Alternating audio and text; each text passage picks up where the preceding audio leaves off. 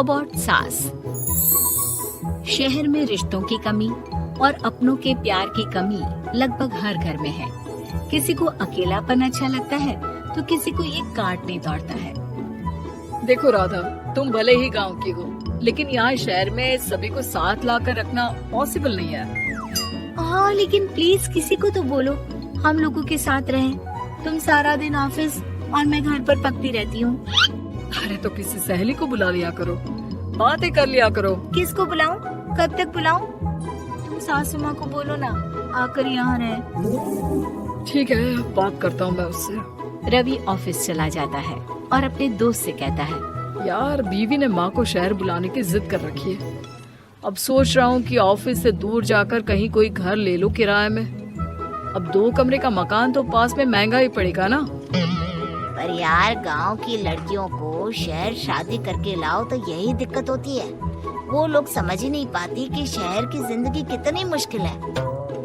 सबकी अपनी अपनी परेशानी है। अब मेरे वाले को देख लो, वहाँ के ऑपरेशन के लिए 2 हफ्तों के लिए लेकर आया था। बीवी ने तो इतना हंगामा किया कि माँ को 1 हफ्ते में ही वापस भेजना पड़ गया। सोच रहा हूँ कि माँ को फोन करूँ और कहूँ कि आ जाओ। क्या पता सास की चिक चिक सुनकर वो भी माँ को गांव भेज दे। आखिर औरतें तो औरतें ही होती है ना। किसे सास के साथ रहना पसंद होगा। बात आई गई हो जाती है। राधा रवि के पीछे एक बार फिर पड़ जाती है। वो 210 वाली है ना? हाँ, क्यों, क्या हो गया उसे? उसकी सास कलाने वाली है। बड़ी खुश थी कि वो अब दिन भर बच्चे को सास के पास रखकर घुमा फिरा करेगी। लेकिन हमारी तो किस्मत ही फूटी है। हमारी सास कब आएगी कि ये सुख हम भी ले सके। देखो, मैं माँ से बात कर लेता हूँ, लेकिन माँ हमेशा के लिए कैसे आएगी? कोई और तरकीब सोचो ना। एक काम करो ना, मुझे गांव छोड़ दो, मैं चली जाती हूँ। कम से कम सास का सुख तो देख लूंगी। लेकिन ऐसा कहाँ हुआ कि कोई सास बहू एक साथ सुख से रहे। रवि तो जानता था सब, लेकिन करता क्या। पर कहते हैं ना, पति का दिमाग है, चलेगा तो सही। एक आइडिया आया है। क्यों ना मैं माँ की शक्ल सूरत का एक रोबोट ला कर दे दूं, जो राधा के साथ बिल्कुल सास वाला व्यवहार करे। मजा ही आ जाएगा। न माँ को लाने की झंझट, न सास बहू की किचकिच। रात को स्विच ऑफ करके अलमारी में पैक। बस फिर क्या था। अगले दिन जैसे ही घर की घंटी बजती है और राधा दरवाजा खोलती है, साथ पे खड़ा होता है रवि और साथ में होती है रवि की माँ यानी कि राधा की सास। माँ जी, मुझे तो मेरी आँख पर विश्वास नहीं हो रहा। कितना अच्छा सरप्राइज है। हाँ, आइए माँ, आइए। मुझे भी अच्छा लग रहा है। मैं भी खुश हूँ, मैं भी खुश हूँ, मैं भी खुश हूँ।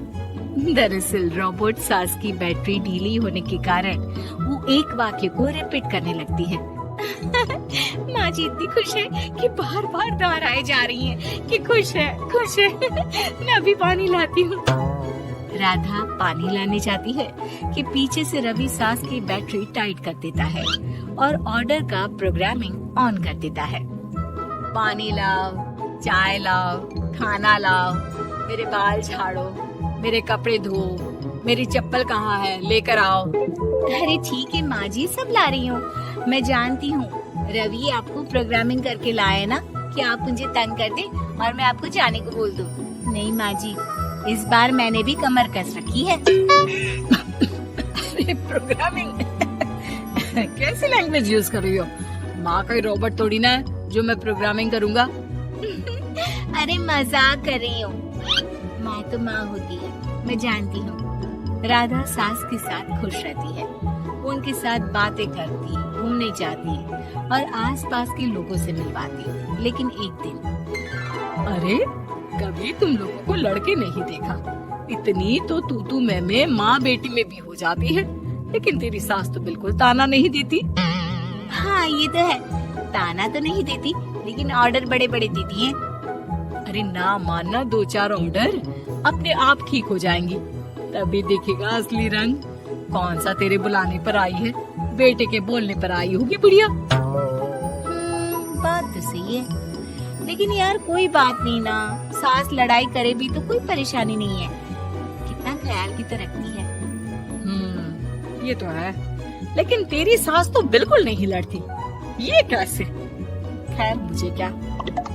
पड़ोसन तो चली जाती है, लेकिन राधा के मन में सवाल छोड़ जाती है कि ये सास है भी कि नहीं। रात में राधा रवि से कहती है, मैं ना माँ जी के पैर दबा कर आती हूँ। लेकिन वो तो मैंने अलग कर दिया है। क्या क्या कैसे कहा?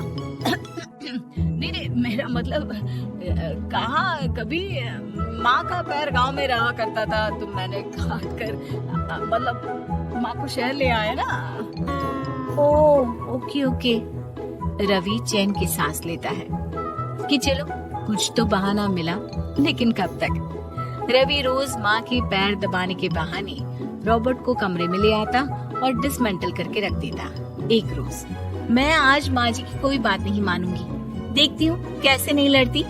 अरे ऐसी भी सास किस काम की जो खटर पटर ना करे। सास का डिमांड मोड ऑन होता है। खाना दे दो, पानी दे दो, नाश्ता चाहिए। लाई माँ जी। मैं ना देने वाली खाना पानी।